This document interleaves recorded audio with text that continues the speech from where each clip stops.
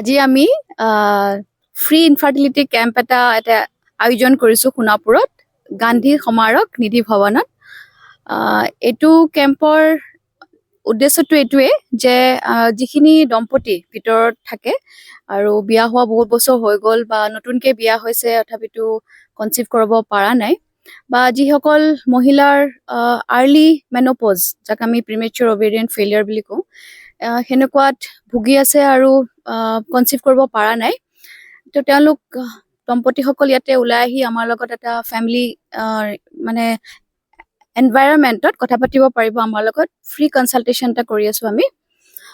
বহুত দম্পতি এইটো সমস্যা লুকাই ৰাখে বা তেওঁলোকে ওলাই আহিবলৈ কনফিউজ হয় যে ক'ত যাব লাগিব, কোনজন স্পেচিয়েলিষ্টক লগ ধৰিব লাগিব, আৰু IVF চেণ্টাৰত ডাইৰেক্ট যাবলৈ তেওঁলোকে অলপ সংকোচ কৰে বা ভয় কৰে, বহুতখিনি পইচা পাতি খৰচ হ'ব বা গ'লেই তেওঁলোকক IVF কৰি দিব বুলি।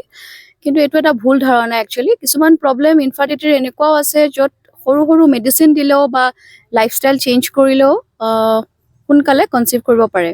বা এনেকুৱা কিছুমান মহিলা থাকে যোনে গৰ্ভত বাচ্ছাটো ৰাখিব নোৱাৰে, ৰিকাৰেণ্ট মিছকেৰিয়েজ বুলি কওঁ আমি, ৰিকাৰেণ্ট এবৰ্চন হৈ থাকে।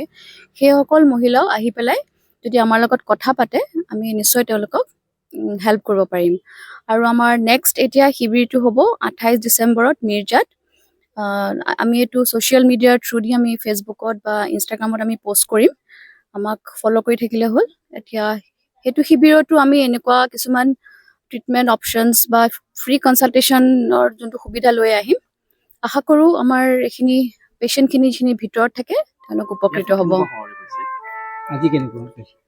আজি ৰেছপন্স ভালে পাইছোঁ। যিখিনি ভিতৰৰ মানে মহিলাসকল অলপ ওলাই আহিছে সময় লৈ পেলাই কথা পাতিছে আমাৰ লগত, আৰু কিছুমান মহিলা ব্যস্ত বা এতিয়াও অলপ লাজ কৰে ওলাই আহিবলৈ।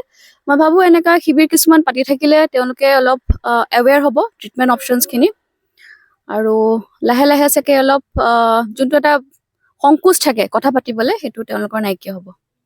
Thank U.